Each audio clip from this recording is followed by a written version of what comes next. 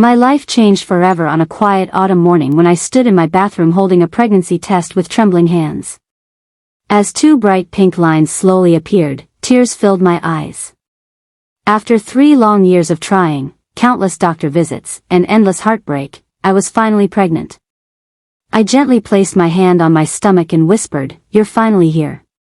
In that moment, I felt like the happiest woman in the world. I couldn't wait to tell my husband, Daniel. We had been married for 7 years, and although our marriage wasn't perfect, I truly believed we loved each other deeply. We had dreamed about becoming parents for so long that I imagined this news would bring us even closer.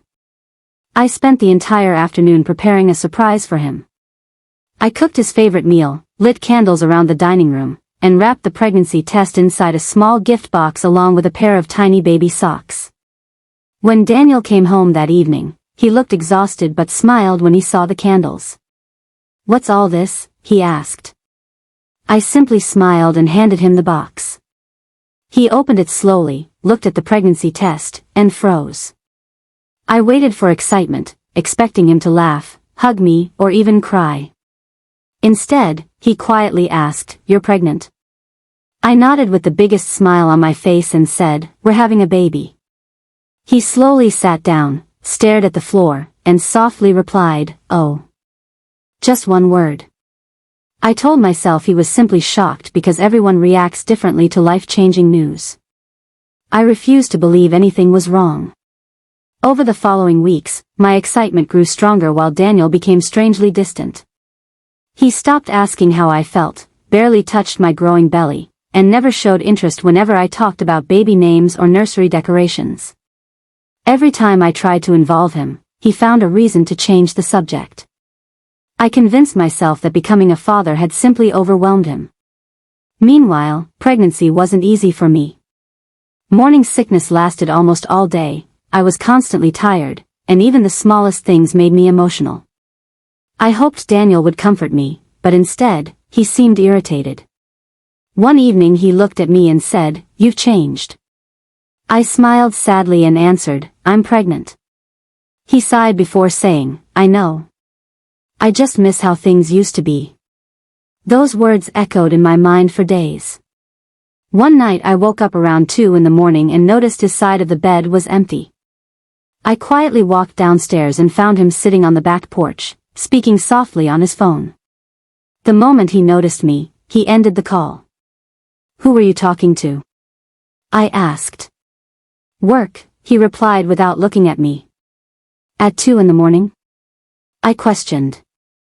"We have overseas clients," he answered quickly. His explanation sounded believable, but something inside me felt uneasy. A few days later, I noticed a sweet perfume on his jacket that definitely wasn't mine. When I asked about it, he laughed and said one of his coworkers had hugged everyone after receiving a promotion. Once again, I chose to believe him because trusting the man I loved felt easier than imagining he could betray me. At 4 months pregnant, I went to my first major ultrasound appointment alone because Daniel claimed he had an important meeting. The doctor smiled warmly as the tiny heartbeat filled the room. It was the most beautiful sound I had ever heard. I recorded the heartbeat on my phone, excited to share it with Daniel. That evening I played it for him with tears of happiness in my eyes. He listened for only a few seconds before putting my phone back on the table and quietly saying, "That's nice." My heart sank. It wasn't just nice. It was our baby's heartbeat. Still, I forced myself to smile because I desperately wanted to believe he simply needed more time to adjust. Weeks passed, and Daniel started coming home later every night. Sometimes he didn't return until after midnight. Whenever I asked where he had been, his answers were always the same: work, traffic, friends, meetings. Every excuse sounded reasonable, but together they began forming a pattern I could no longer ignore. Then one Saturday afternoon, while cleaning our bedroom, I accidentally knocked his jacket off the closet shelf. His phone slipped out of the pocket and landed on the floor. He had forgotten it at home.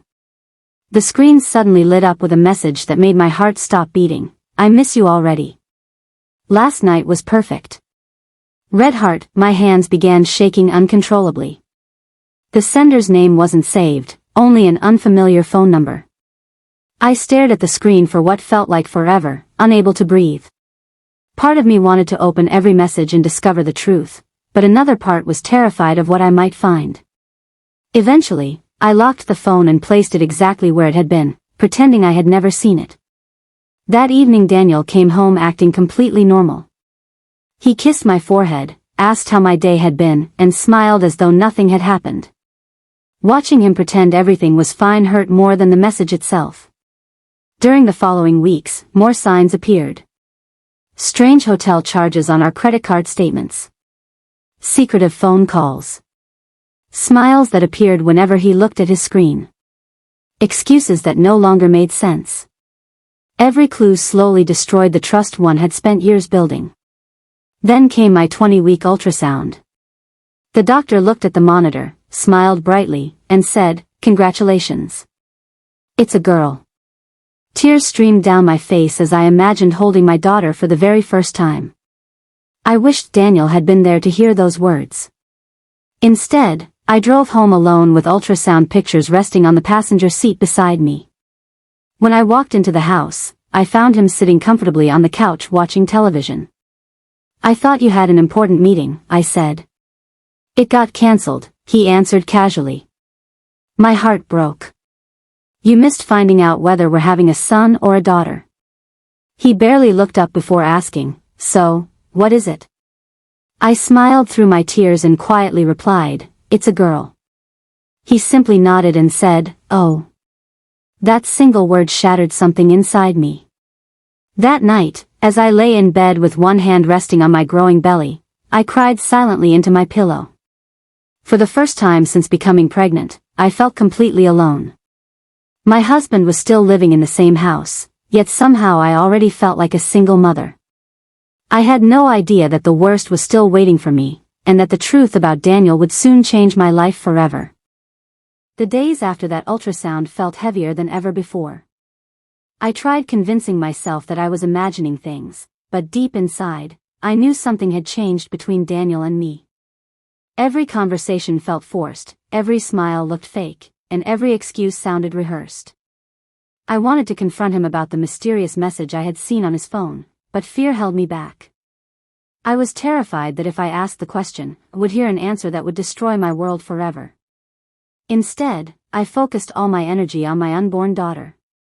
Every evening, I sat in the nursery that I was decorating alone, folding tiny baby clothes and imagining the day I would finally hold her in my arms. I talked to her every night, telling her stories, singing lullabies, and promising that no matter what happened, I would always protect her. She became my greatest source of comfort during the loneliest months of my life. Daniel, however, grew even more distant. He stopped eating dinner with me, spent most weekends away from home, and barely looked at me unless he had something important to say. Sometimes I caught him staring at me with an expression I couldn't understand, almost as if he wanted to say something but didn't have the courage. Then one evening, when I was 7 months pregnant, he came home much earlier than usual. His face looked pale, and he avoided looking into my eyes. The moment I saw him standing silently in the hallway, I knew something terrible was about to happen. "We need to talk," he said quietly. Those 4 words instantly filled me with fear. I slowly sat down on the couch while my heart pounded so loudly I could hear it in my ears. Daniel remained standing, his hands buried deep inside his pockets. After several seconds of silence, he finally spoke. "I'm leaving." At first, I laughed nervously because I thought he meant he was going on another business trip. "Leaving where?" I asked. He took a deep breath before saying the words that shattered every dream I had ever built. "I'm leaving this marriage." My smile disappeared. "What are you talking about?" I whispered. He looked down at the floor. "I don't want this life anymore. I don't think I was ever meant to be a husband, or a father." I felt as though the air had been ripped out of my lungs. My hands instinctively moved to my stomach as my daughter kicked gently inside me. "Daniel. I'm carrying your child," I cried. "How can you do this now?" He remained silent for several seconds before finally admitting the truth. "I've been seeing someone else for almost a year." Every sound around me disappeared. My entire body went numb. The late nights, the secret phone calls, the perfume, the strange messages, suddenly every piece of the puzzle came together. The man I had trusted with my heart had been living a double life while I was praying every night for our family. Tears streamed down my face as I begged him to think about our daughter. "Please, don't do this to her." His expression never changed. "I'll send money when I can," he said coldly. Then he walked upstairs, packed 2 suitcases, and 20 minutes later he walked out the front door without looking back even once. I stood frozen in the hallway, unable to believe that the man I loved had abandoned me while I was carrying his child. That night I cried until I had no tears left. Every dream I had imagined, raising our daughter together, celebrating birthdays as a family, watching him become the loving father I believed he could be, disappeared in a single evening.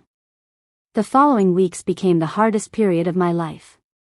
Bills continued arriving, but Daniel had emptied our joint bank account before leaving. I could barely pay rent. I sold my jewelry, canceled every unnecessary expense, and survived on the smallest grocery budget possible. Some nights I skipped dinner just to make sure my baby had healthy food during the day. Friends offered emotional support, but most of the battle had to be fought alone. My mother traveled across the country to stay with me during the final weeks of my pregnancy, and for the first time in months, I felt like someone truly cared about me.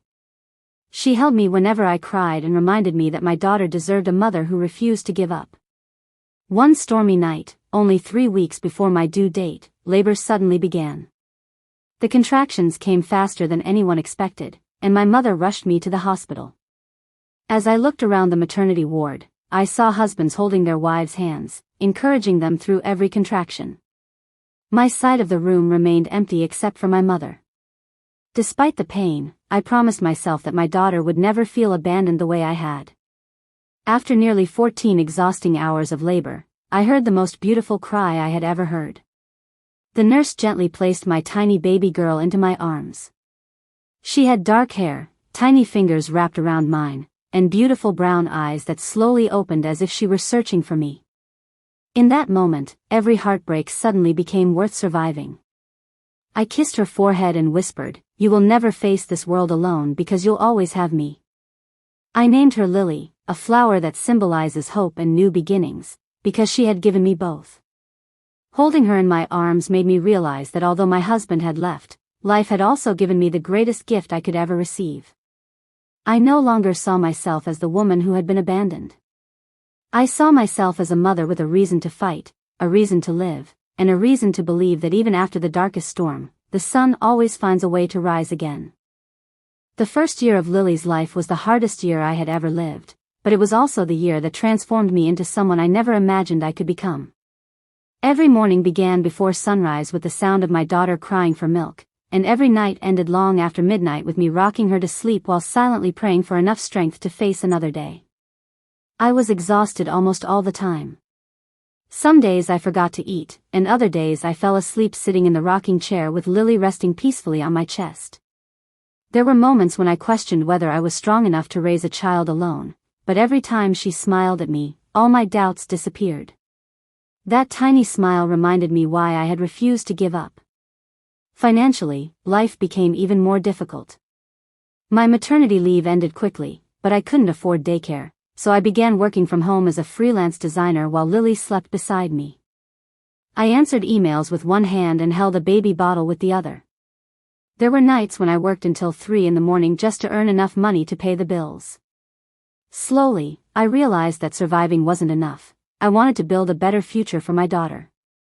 Since I had always loved sewing, I began making handmade baby blankets and personalized nursery decorations during my free time.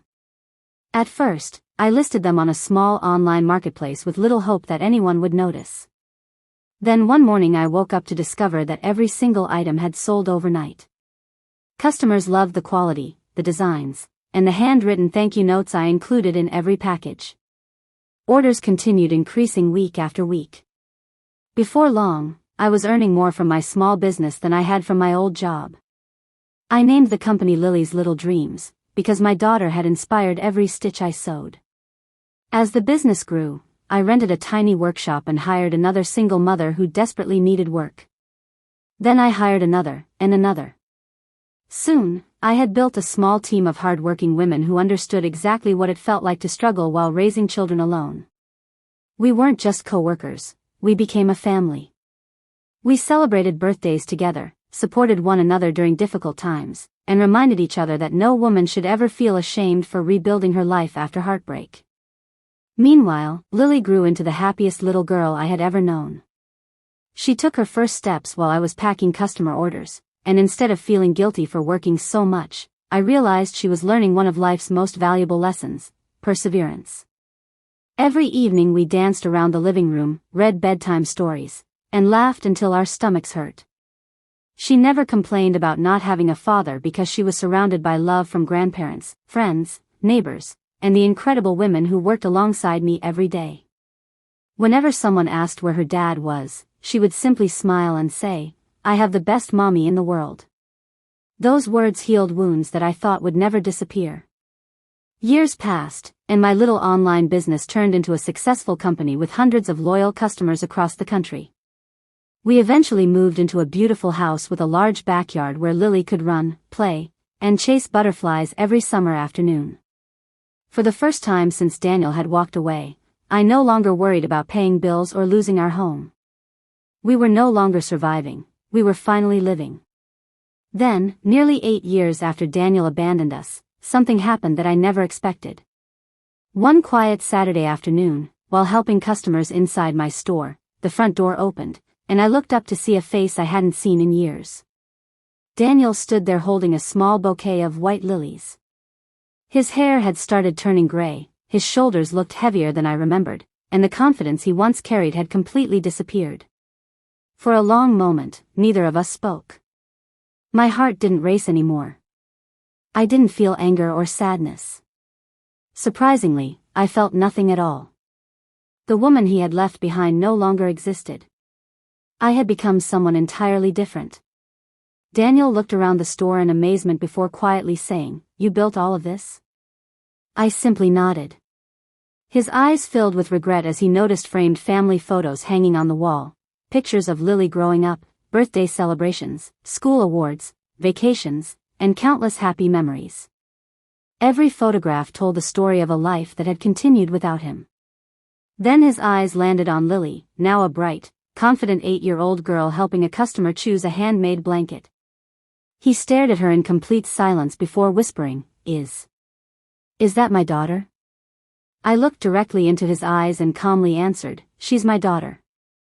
Those words weren't spoken out of bitterness, they were simply the truth. Biology may have made him her father, but love, sacrifice, sleepless nights, endless hugs, and unwavering commitment had made me her parent. Daniel lowered his head, knowing there was nothing he could say to change the past. After several moments of silence, he quietly asked, "Can we talk?" I took a deep breath, looked toward Lily laughing with one of our employees, and realized that the next conversation would decide whether the past still had any power over my future.